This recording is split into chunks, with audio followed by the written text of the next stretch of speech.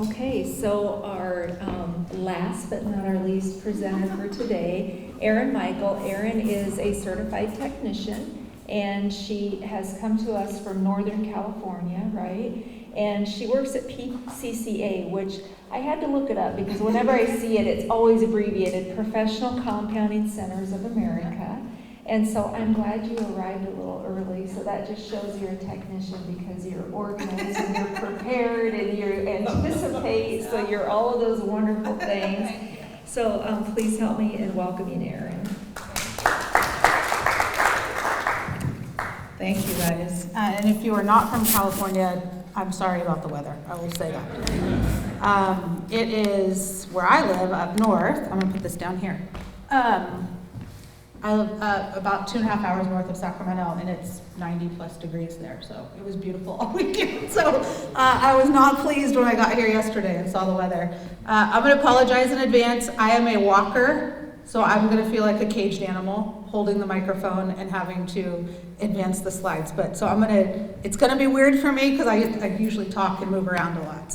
But I'm very pleased to be with you guys today. It's always a great honor to be amongst other pharmacy technicians, and especially those that are wanting to move the profession forward. So just so I know kind of where we are and how much to dig into this, of the audience that's here right now, how many are community settings? Okay, and then hospital or health system? Okay, inpatient, chain store versus, so chain, community, and independent community? Any? Chain, independent, kind of. Okay. And any compounders? Yay, okay. So I'm going to talk a little bit about non-sterile compounding, and I know that you're going to have another session later on in the program that's going to be about sterile compounding. So some of this might be a little bit repetitive to those of you guys that are doing a little bit of compounding, but hopefully we will pique some of your interest if you're not doing any compounding and you'll want to learn a little bit more about it. So as Judy said, Erin Michael, I've been a pharmacy technician for, I'll just say, more than 30 years. So I don't like to give those numbers because then you can do the math. I did own 3 stores up in Northern California for about 12 years. We were compounding only, independent community. 1 store was compounding only, 1 store was hybrid, so we did compounding and traditional pharmacy, and then our 3rd store was just traditional pharmacy. So heavily focused on the sales and marketing and promotion and actual compounding itself. That was my focus. My passions were pediatrics, specifically autism, and then hospice. But our pharmacy did a lot of HRT, or hormone replacement therapy, as well. So that was kind of the world that we lived in. I sold my ownership in the stores, and I moved on to working for PCCA. So they're our membership organization. They're in Houston, Texas, and all they do is support compounding pharmacy. So we teach classes on non-sterile compounding, also sterile compounding, and with some of the upcoming regulations that are about to come into place, which we'll talk about in just a little bit, specifically USP implementation. So that's kind of some of the guidelines that we work within. But we support all things compounding, and I came on board with them in 2006 to really take the knowledge that I had from the pharmacy and spread it across the country. So I now travel the country visiting compounding pharmacies to help them take their compounding to the next level. I do a lot of these kind of things, speaking engagements. I'm at a lot of shows. And so really trying to just spread the word about what compounding can do for our patients, because it's really unique. So let's go ahead and get into this here. So a couple of the things that we're going to talk about is just, like I said, and this is all going to be around non-sterile compounding. So the scope and standards, especially the regulatory environment that we live in today. We're going to identify some of the cool pieces of equipment that you get to work with within your lab, and when to identify which piece of equipment you need to have when you're working with some of these compounded things. And then we're going to look at some opportunities or some disease states where compounding would be appropriate, and some of the cool and unique dosage forms that you can do within those disease states. So just by definition, compounding is really just the method of creating something unique to the individual patient. So we know that big pharma services probably about 98% of the needs that are out there, the medication needs. But it's usually about 1 to 3% of patients that try and fail on a lot of different things. And it might even be something as easy as an allergy to a filler that may be in a manufactured product. So that's where compounding comes into it. And we'll discuss some of the other ways that compounding can kind of play a role within patient care and when it's in time and appropriate to do it. So I kind of like this comment or quote that manufactured drugs, like I said, they've had doctors matching patients to the prescription, where compounding really looks at matching the solution or the prescription to match the patient. So if you have that patient that is a special need or can't tolerate something that's in the marketplace, this is when we can really tailor make that medication to fit that patient need. So it's kind of funny, and I'm sure you guys all know this, I'm preaching to the choir, but compounding is not new. This is something that's been around for a very long time. This is how, before Big Pharma ever came around and mass-produced traditional medications, you would go see your doctor would tell you to go down to, the local pharmacy or the apothecary and tell your pharmacist what was wrong with them, and they'd pull all those herbs and everything that was behind them, or they'd, get a couple creams and mix some things for you depending on what that condition is. So it's not like we've never done this before, but there has been a resurgence or a greater need for it as we see more and more patients failing on some of the traditional medications that are out there. So it's really an opportunity for us to take a look at that individual patient, and even what we see the future of personalized medicine is looking into more of what's each individual's genetic makeup and what are some of the things that maybe their body would react to and get great responses from. Rather than taking all of these other drugs and failing on them, we can actually look at that person's genetic makeup and get them a solution a lot quicker and get them something that would be able to help them really from day one. So a lot of people think that, again, that compounding is new, or that it's this, that we do this in our bathtub, or we're not trained and nobody knows what we're doing. It's this voodoo witchcraft thing. Or that it's really a way to circumvent the system, and that's not the case at all. We really try to focus on this triad, and what that means is one patient, one pharmacist, and one practitioner. And these are all individual, specifically designed for that patient. So oftentimes, a lot of pharmacy technicians and pharmacists will have consulting that is a part of their business, and a doctor may call and say, I have this patient. They've tried and failed on everything. These are their allergies. These are their conditions. Do you have any recommendations? And so what we see a lot, especially with people that focus really heavily on compounding, is they have these relationships with practitioners where they become this trusted advisor. And the practitioners know that they can reach out to their pharmacist and say, this is what I need help on, do you have any solutions? And this is where we come up with the solutions together. So the practitioner and the pharmacist will come up with something, present it to the patient, and that's where we kind of work within this triad. But I think oftentimes it's especially if you read anything in the press, we get sometimes the reputation that we're just like going rogue and we don't have any doctors that are ever prescribing these things, and that's so not the case. So it is very unique and individualized, and if anything, we probably work closely or more closely with the practitioners when we're dealing with compounded medications versus when we're dealing with traditional medications, because we have to have that one-on-one contact, and most of the times we need a lot more background and a lot more information about the patient to be able to come up with that solution for that individual patient. Okay, so we're going to get a little bit into kind of just the scope and the regulatory environment, and I know that all of us, this is not where we like to live in regulatory environment, especially I can speak for my state. If you practice in California, it is a very challenging state to stay within the regulatory environment, especially if you're in compounding. But again, these are not things that we just do willy-nilly. It's not things that we don't do without science behind it. Every single sterile or non-sterile compounded prescription has some kind of formula behind it, some kind of science, some kind of potency testing. All kinds of things that go behind it. So we're not just out there creating things and hoping that it works for patients. And whether we are regulated, and a lot of people don't understand that. Again, if you read in the media, people will say that we are just these people that, as compounders I say, we are these people that just go rogue and do whatever we want to do. But there are multiple different regulatory environments that we live within. One is going to be at your individual state level, so what your state board of pharmacy says and the regulations that are there. There's also federal level, so there's the FDA guidelines that we have to work within as well. And a lot of people say, oh, well, my state allows me to do something. Well, you have to look at, does the federal government or FDA allow you to do something as well? And I'll use a very simple thing as an example. So the state of California, or many other states, allow you to do office use compounding, or office use dispensing, I should say. Create something that's going to be used in the office. So for example, when you go to the dentist and you're about to get something done in your mouth and you need some kind of local anesthetic, oftentimes the dentist will rub something on your gums before they give you a shot of Novocaine. Most of the time what they're rubbing on your gums is something that they get from a compounding pharmacy. So as you can imagine, that is like a little pea-size amount of this numbing agent.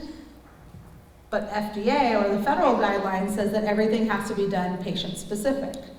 So this is where we run into the state allows you to do one thing, but yet FDA does not allow us to do office use compounding. So we always have to work within these two environments, and we always know that the federal government supersedes anything that the state does. So when I'm out talking to people and compounders and they're saying, well, my state allows me to do this. Okay, well, what does the FDA allow us to do? So we always have to work within those two and make sure we understand which one we need to follow. And we do see, again, as pharmacies, pharmacy technicians and pharmacists, we are all licensed in our state, and we all know that the State Board of Pharmacy will come inspect us. The FDA does come and do inspections as well on compounding pharmacies specifically. So they do, I don't want to use the word target. They are more likely to come into your pharmacy if you are a sterile compounder. However, we do see them coming in and making visits to larger non-sterile compounders as well. So just be aware that you could get an inspection from an FDA regulatory body as well.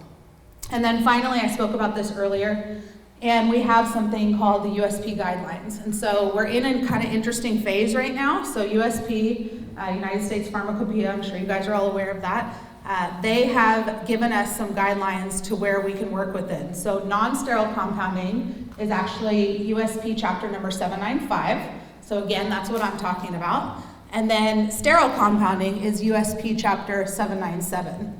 And any of the chapters that are below or less than 1,000 become standard of practice and something that is enforceable. Anything that's above, so if it was chapter number 1252, because that's above 1,000, those would be suggestions or guidance for industry. So those are something typically that we may take into account, but they're not necessarily something that we can be inspected upon.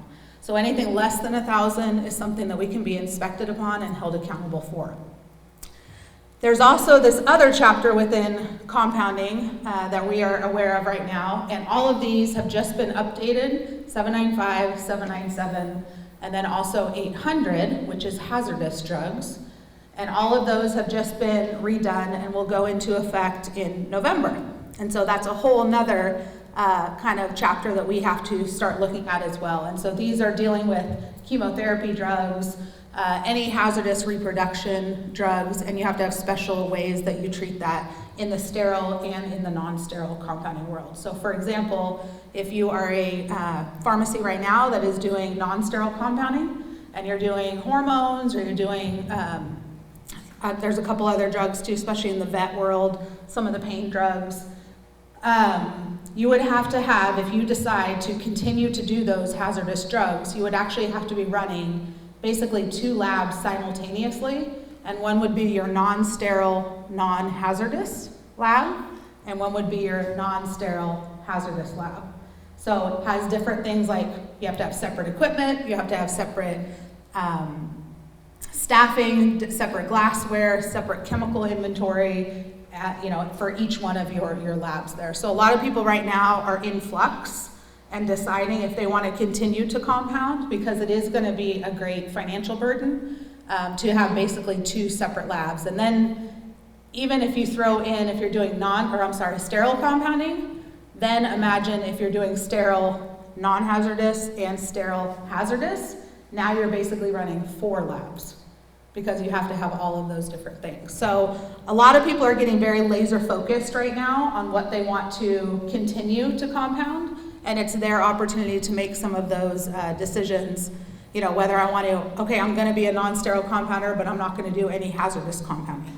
Or I'm going to be a sterile compounder and I'm going to do hazardous and non-hazardous. So we see a lot of remodeling right now, we see a lot of decisions being made, and we see a lot of consolidation of the industry because there are some people, quite honestly, that are just not making that financial, you know, I guess, decision to go forward and run these separate labs. So something to think about there, but definitely USP is one of the things that's over us and something that we're kind of thinking about because it's going to be implemented November 1st. So, okay. So why do we compound? And this is going to be in your sterile and in your non-sterile world. And a lot of it is really, like I said, for patient needs. So I'll use myself as an example. I have a gluten allergy, which means that there's a lot of things that I can't tolerate, including a lot of medications, a lot of supplements, a lot of things that are over the counter, because gluten, you would be surprised, and is in almost anything, including makeup and dry shampoo and all of these other things. So it's very interesting when you have somebody that has an allergy. I mean, even just think about how many people have lactose sensitivities. Well, most fillers of manufactured drugs have some kind of lactose in them. They use lactose as a filler when they're making just tablets or regular capsules or something like that. So a lot of people, just as simple as having an allergy, would be a candidate for a compounded medication. I mentioned earlier that pediatrics was one of my focuses, and autism. Well, these children have allergies to everything.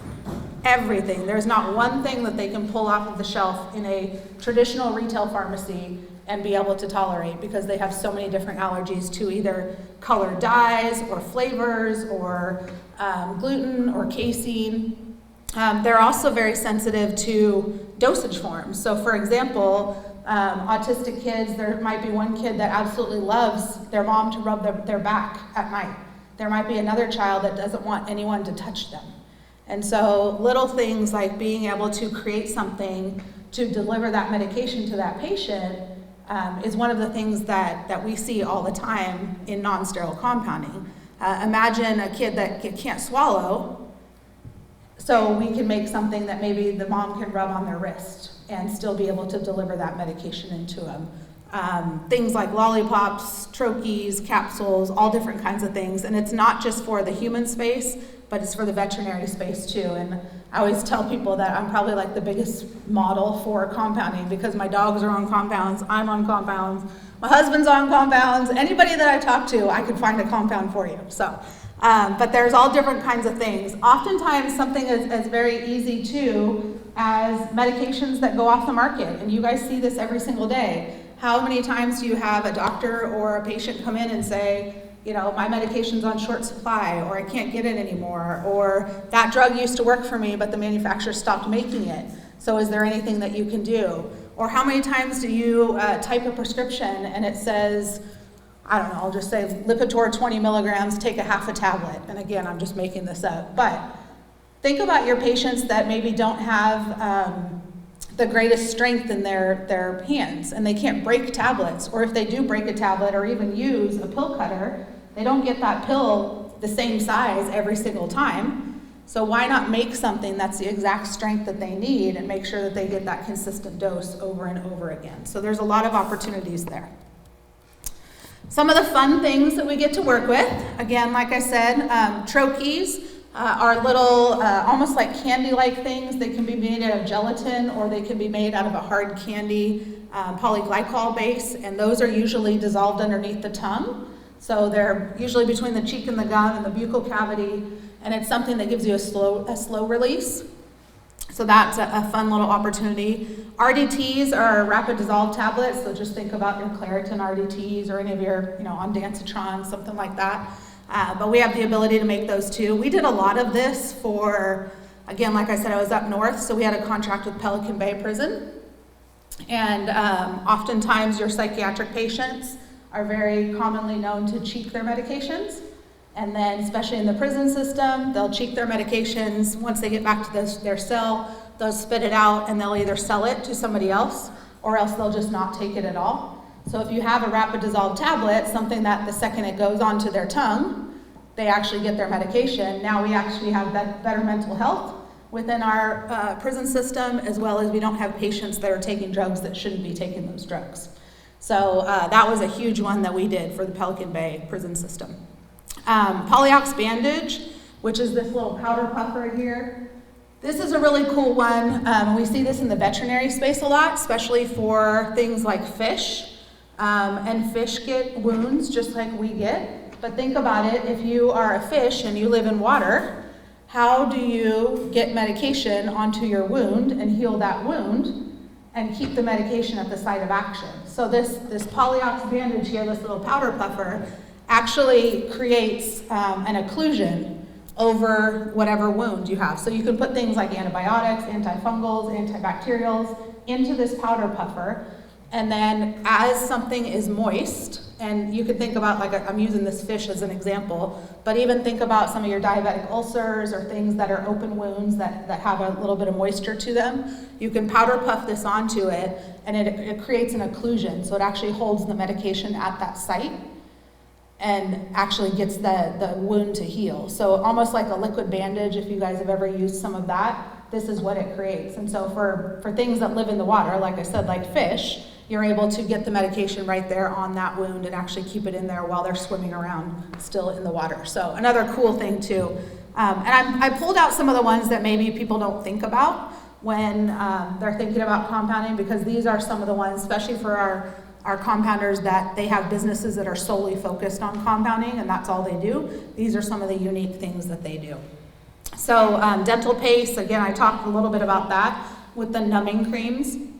But also, if you've ever had any tooth work done and they pack whatever your wound is in your mouth, you know, if a tooth is pulled or something like that, a lot of times they'll call on compounders to produce some of these dental pastes for them too.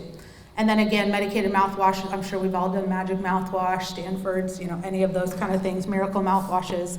Lollipops are also a great one as well. We do see a lot of, and I use this, the lollipop one as an example. We see a lot of this towards the end of the year or the beginning of the new year, and specifically with nicotine. So a lot of people want to quit smoking. You know, it's one of their New Year's resolutions.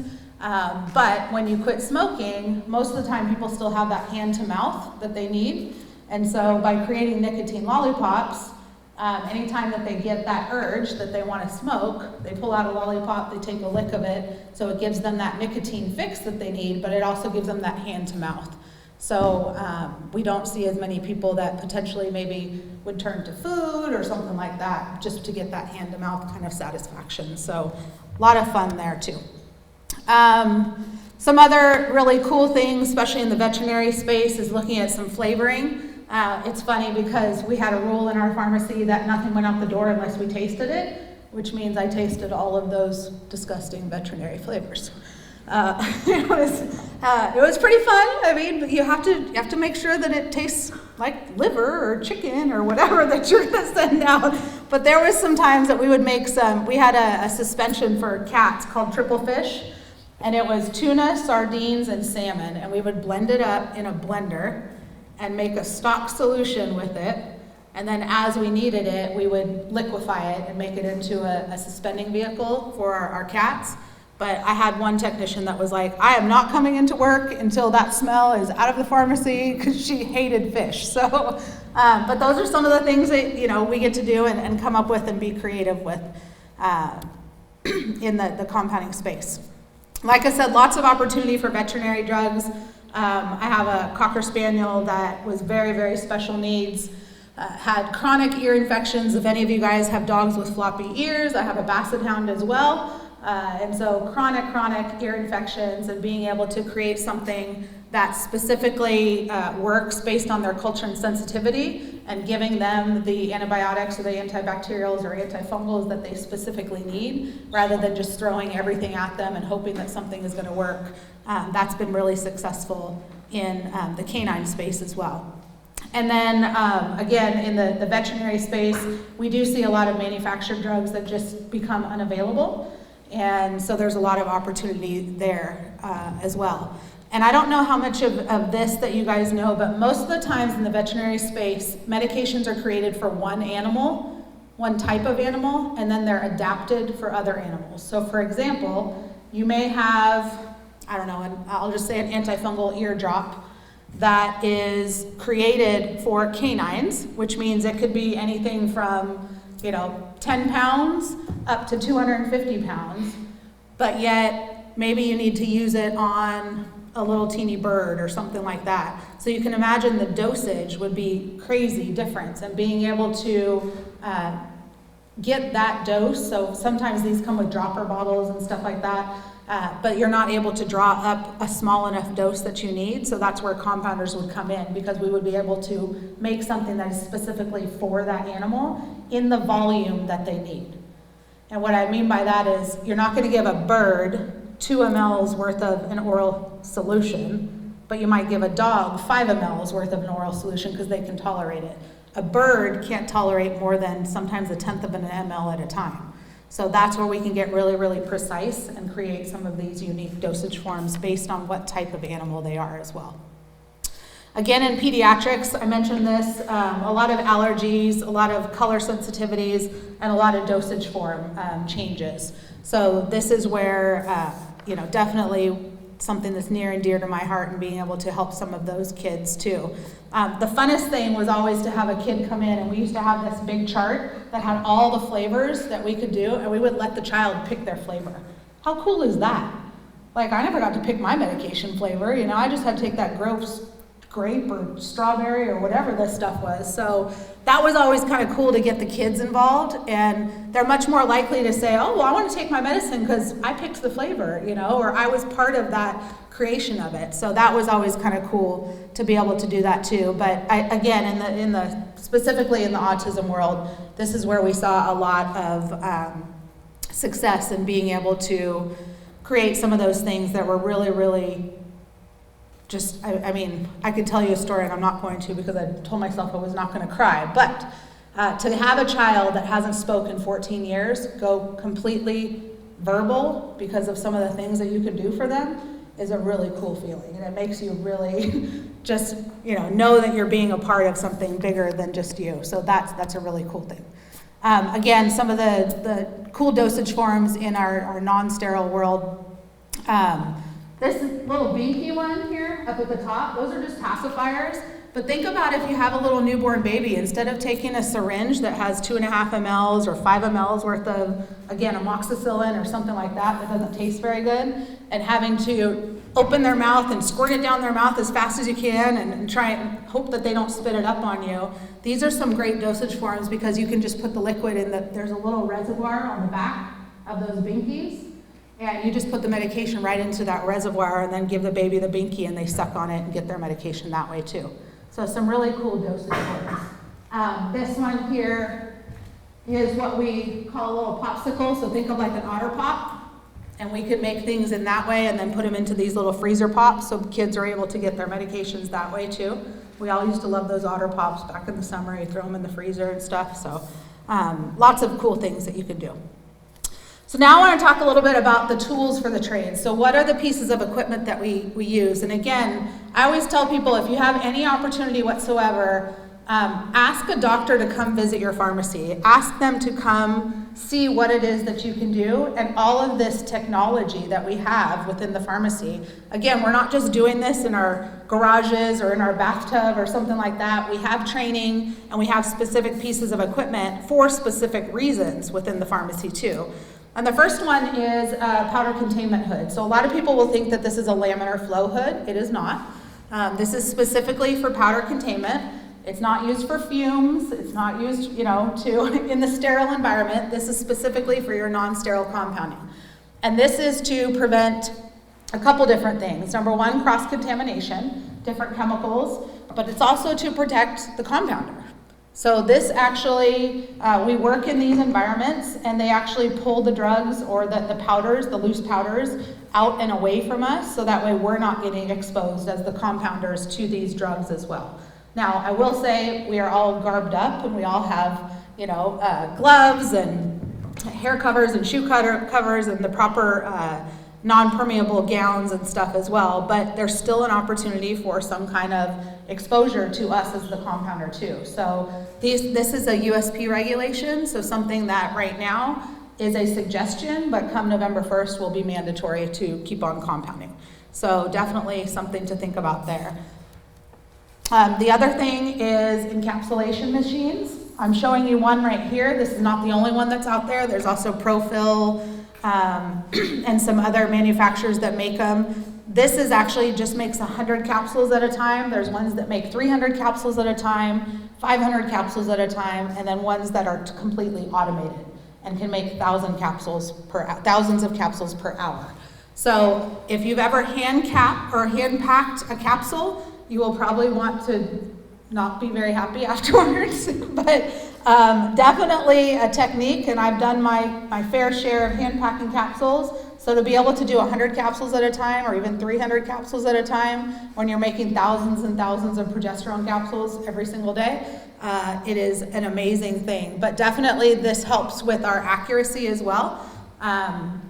In a class that I'm part of the faculty of where we teach non-sterile compounding, we actually have them go through hand packing 10 capsules and then they weigh out each capsule. And it is crazy to see the difference between their first hand pack capsule to even their 10th hand pack capsule. Because obviously their technique gets a little bit better and they understand it a little bit more.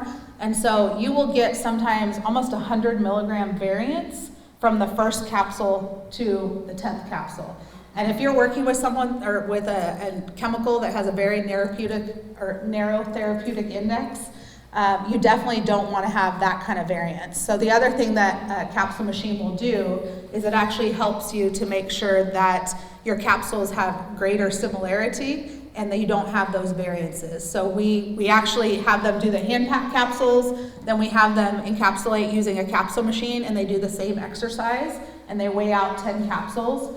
And they can actually see that it's usually plus or minus 1%, which is kind of cool to just have that technology and know that you're being able to provide something that is, very consistent for your patients too. Okay, this is probably one of my favorite machines. This is called an ointment mill. And this is something that as you take your creams, imagine, a lot of you guys maybe have taken 2 creams and mixed it together on an ointment slab in the pharmacy, created maybe a butt paste or a diaper rash cream or something like that, or psoriasis cream. There are times that we do take 2 creams and mix them together, but what about when we take a cream and we add a powder to it? That can cause something that's really gritty. And so to be able to reduce that particle size and create something that's pharmaceutically elegant or something that's silky smooth to be able to rub on the skin, that's when we use something that's called an ointment mill. So this has 3 ceramic rollers that you put the cream on, and it actually goes through and in between all 3 of those rollers and comes out this beautiful silky smooth at the other end. So there are times that we can take things that are so granular and literally not even dissolve. This is again for demo, but not even dissolve what that active ingredient is. Literally just put it into the cream and put it onto the ointment mill, and when it comes out the other side, that particle size is so small that you cannot even feel anything. There's no grittiness, there's no anything.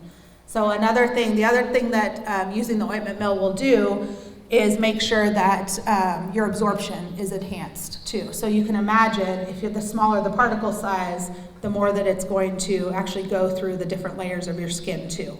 So by using that ointment mill, you're actually making a better product when you're talking about topical creams for your patients also.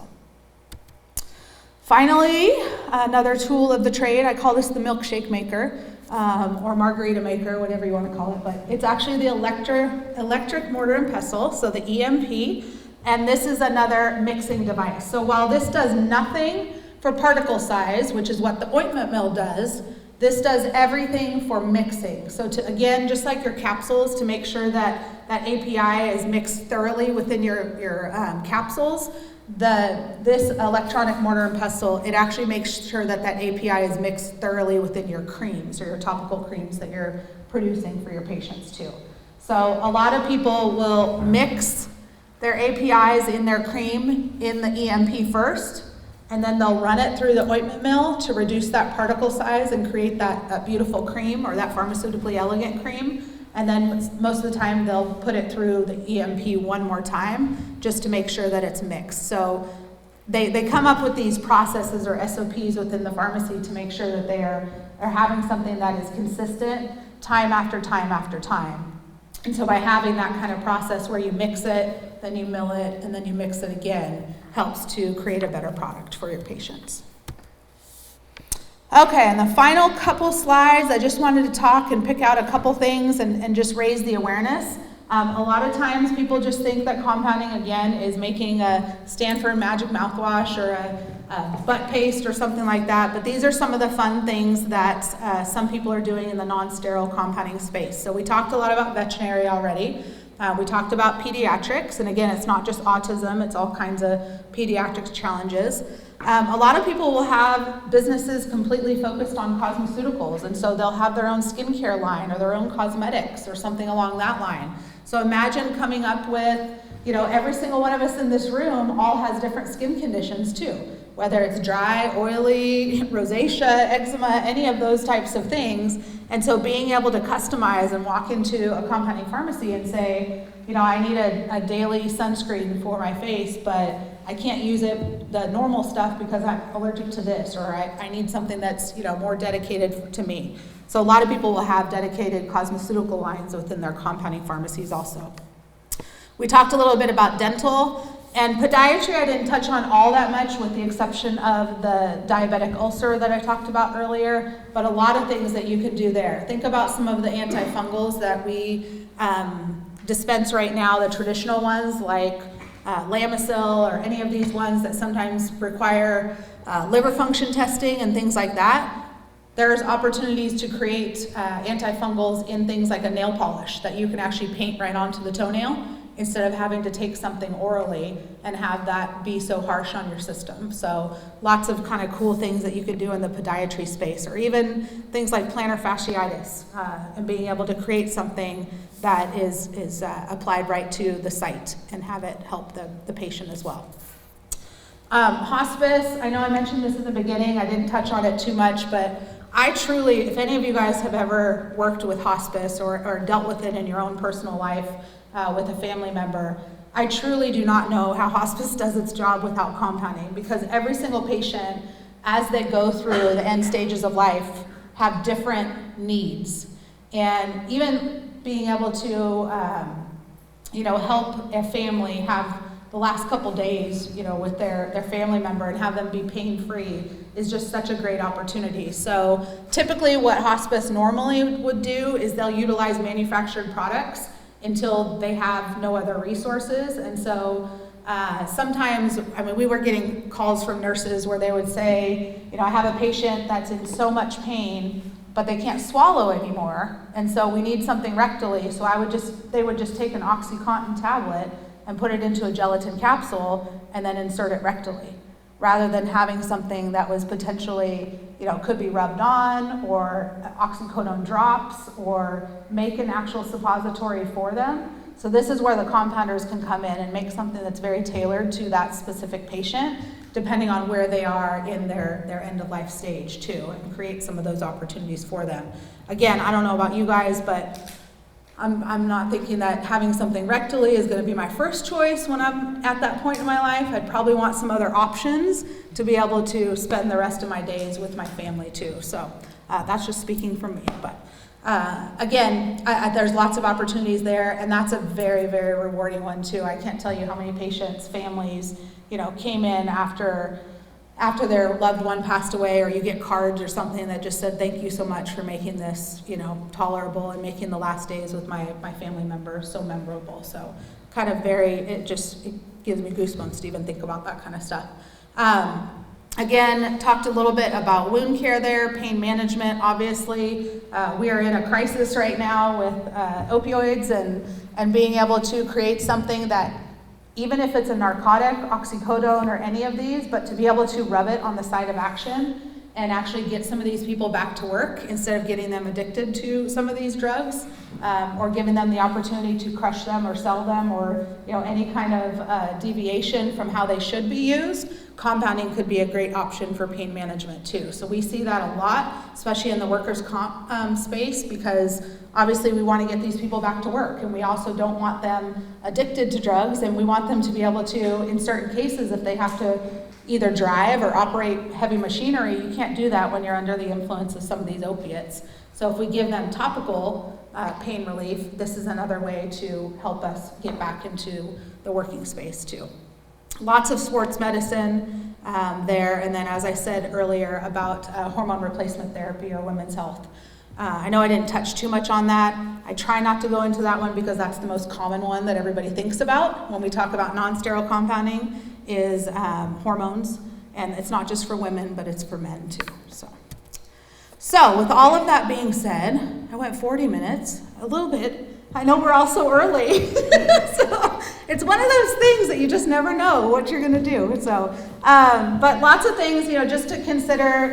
We are regulated at the state and federal level, and I always want to remind people, especially if you are going to be compounding and licensed in multiple states, make sure you are aware of what each individual state says, but also keep in mind the federal piece too, and what that means, so that way you're not kind of getting yourself in trouble there also. Obviously, non-sterile compounding, or even just compounding in general, is really creating something that's tailor-made for that specific patient, rather than making that patient fill into that big pharma kind of world there.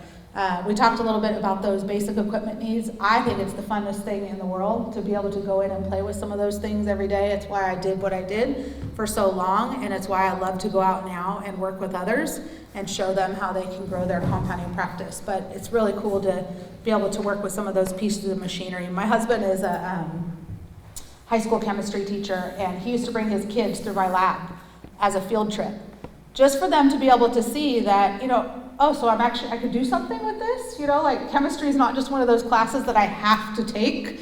It's actually something that I can do something with afterwards. So they always thought it was so cool that they left their lab to then come work into a real lab, or walk into a real lab and see that it's really something that you could do. So that was kind of fun. And then just the opportunities. Like I said, it was never the same thing every single day. You had a different animal, you had a different patient, you had a different child, you had a different flavor, whatever it was a new challenge every single day, which is really what makes it fun and exciting. I love pharmacy, but counting by fives in the traditional space was not for me. It's for some people, I'm just saying it's not for me. I loved compounding, and so that's really where I got my passion and took off with it. And I just loved that patient interaction too, and being able to help them, like I said, to have the kids come in and be a part of that and pick their flavor and all of that kind of stuff. It was something that was really, really exciting for me. So that's all I have, guys. It was very, very awesome to be with you guys. Yes, we have two. Judy. Couple of questions. First one, you mentioned the cosmetics, and you said an individual can walk into the pharmacy and talk with them about skincare. So in that instance, do you leave that triangular relationship, and there does not need to be a prescription for the cosmetic?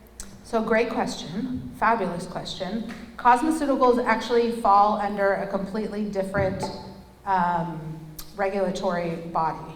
So you can get a separate license, cosmetic manufacturing license. In some states it's like $50. They have to be labeled a specific way, just like what you see, when you buy cosmetics, it has to have every ingredient labeled on it, and it also cannot make any claims. So for example, we have some people that do like scar gels and stuff. It cannot say anything on the label, this will improve the appearance of scars. So there can't be any claims or anything on it. But each state has its own variance on what that cosmetic additional license needs to be. I will tell you, to be on the safe side, what we see is most pharmacies that do have skincare lines have a collaborative practice agreement with the practitioner, that when a patient does walk in, they just call that practitioner and the practitioner says, sure, go ahead and do it, to be on the safe side. But we do see it done both ways. Yeah, for sure. Do you work with any of the states that are allow pot, THC, CBG, CBD? There is, yes.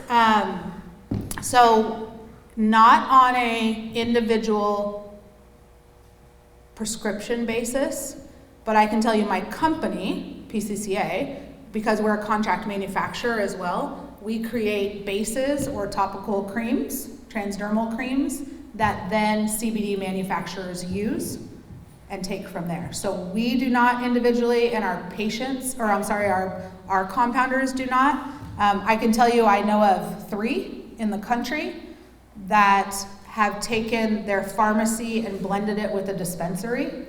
So they do some compounding, but then they're in Louisiana, which they're allowed to do it in Louisiana, but those are the only ones that I'm aware of. So my company works for it more on a contract manufacturer side, but I don't know of really any compounders that work in that CBD, because that's still a federal thing, you know, and it's so different by state. And I can speak even, you know, like here in California, or even on the West Coast, where we're so open about it. My company is headquartered in Houston, Texas, and they're not. So there's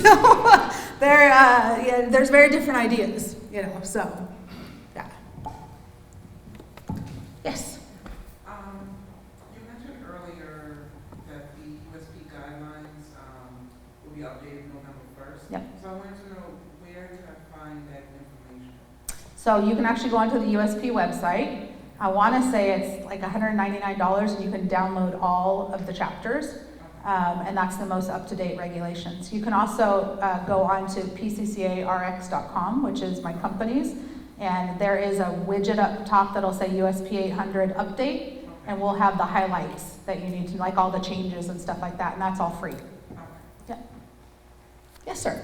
So I'm a family medicine physician, and I want to thank you for your work because I've had great success with some compounding stuff locally where I practice. It's great to use for localized problems, especially topical stuff. Right. Mainly for pain. Right.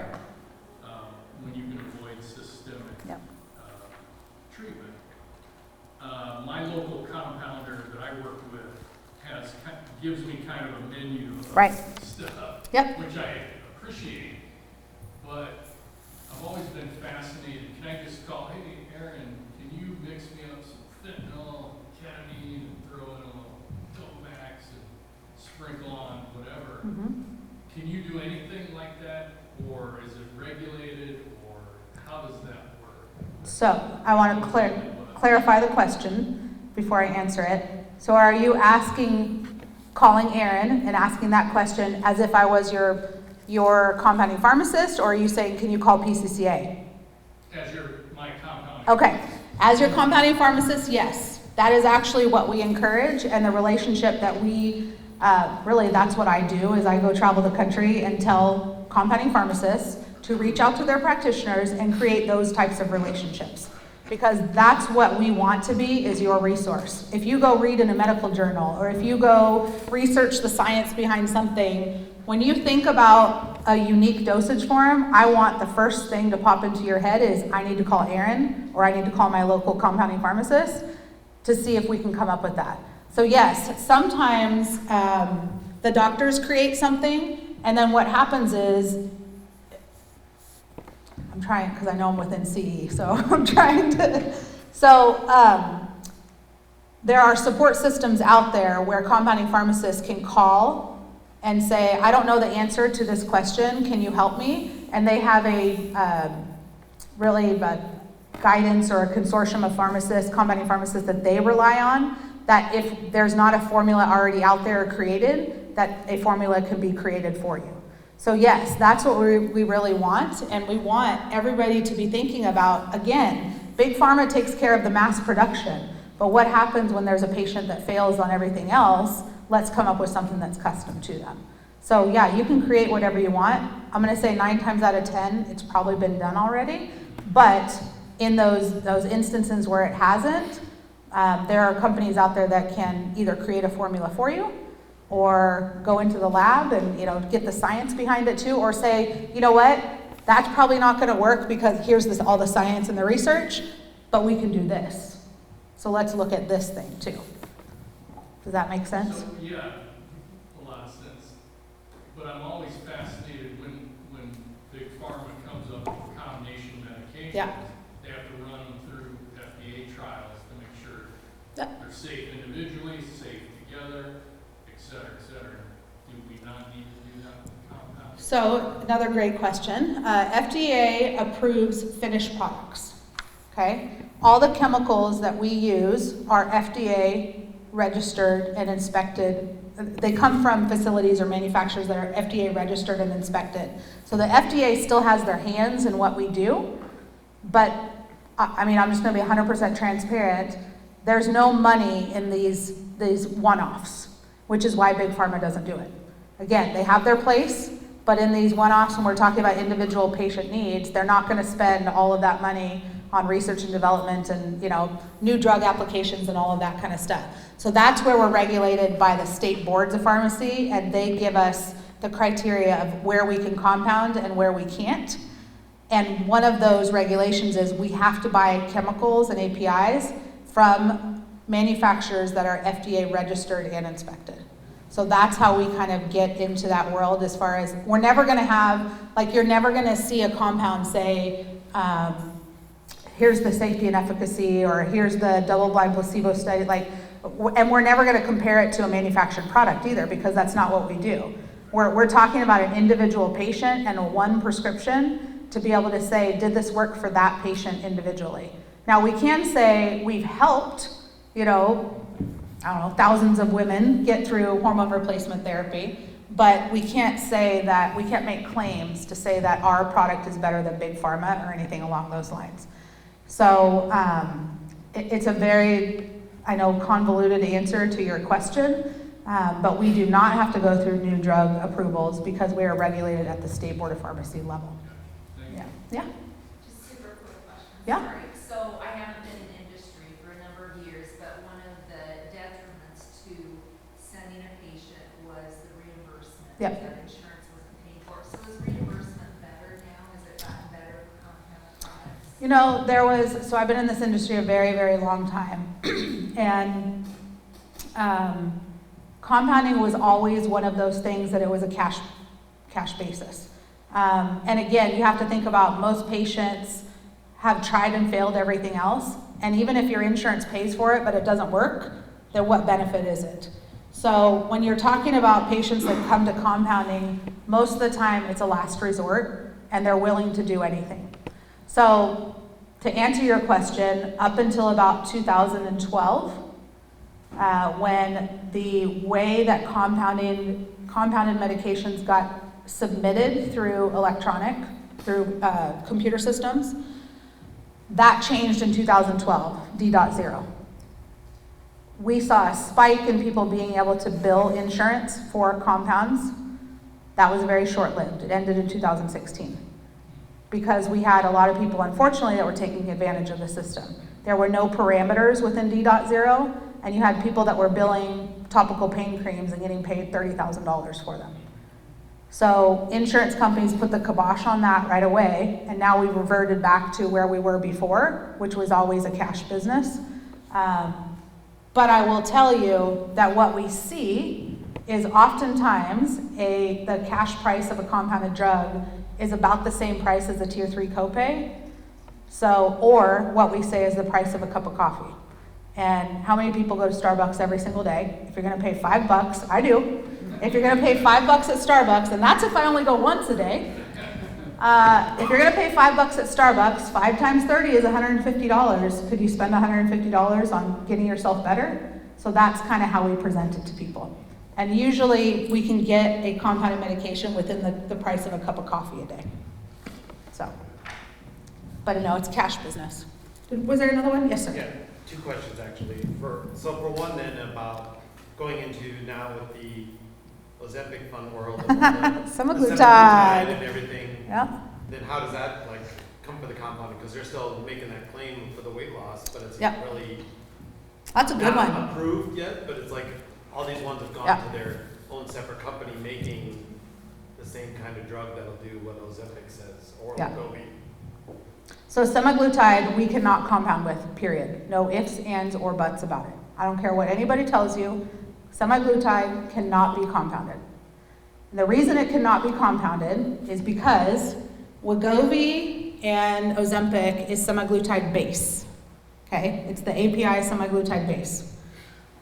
The only semaglutide that we have access to is semaglutide sodium salt, or sodium glutide, or semaglutide USP, not the base. So there are within, again, another regulatory body, and we live in the world of acronyms. It's just what we live in. So DQSA, which is the Drugs Quality and Security Act that was enacted about 4 or 5 years ago, is very specific on what we can compound with. Number one, it either needs to be the active ingredient that's in a manufactured product, okay? Number two is it needs to be on the positive list from FDA. FDA has a positive and a negative list of APIs that we can compound with. And number three is it needs to be available to everybody, or something that's not on short supply. So if Wegovy and Ozempic are on short supply and we can get that API, that semaglutide base, then we can compound with it, but we can't because semaglutide base is under patent from Novo Nordisk, and they're the only ones that have access to it. So there are people right now that are making semaglutide, and they're using sodium salt, which is a different salt form of the molecule, and there is no USP monograph and there's no manufactured drug where that API is being used. So technically they're compounding illegally. And then on top of it, you even have more people that are these fly-by-night pharmacies online that, it pops up on your Facebook feed or whatever, that we can get you semaglutide, no doctor's appointment or whatever, and I'll ship it to you tomorrow.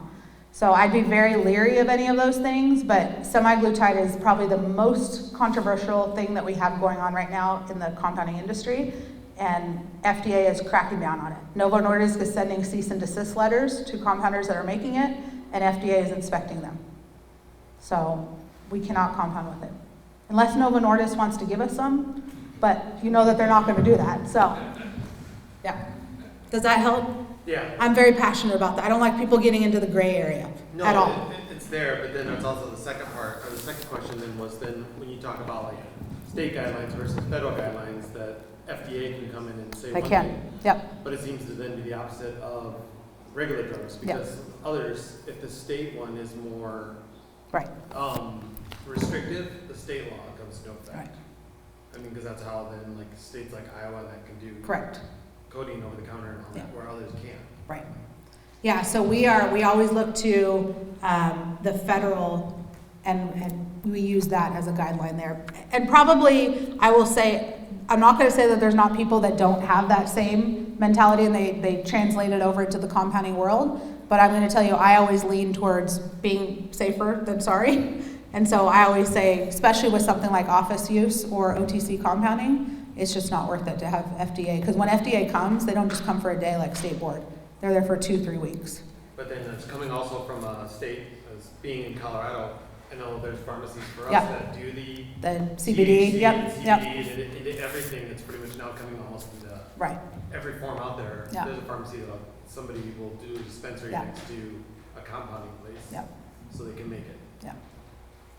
yeah, I think that's obviously Colorado I think is a unique, Colorado and Louisiana, because they do have more, I don't want to say loose. Lenient laws. Yes, thank you. That's a better word. That's a better word. So, yeah, it just depends. I'm not one that likes regulators in my practice. You know what I mean? So, I would err a little bit more on the side of caution, but that doesn't mean that that's what everyone does. So, Okay. yeah. Thanks. Any others? Thank you Okay. so much. Yes. We appreciate it. Great presentation. Thank you.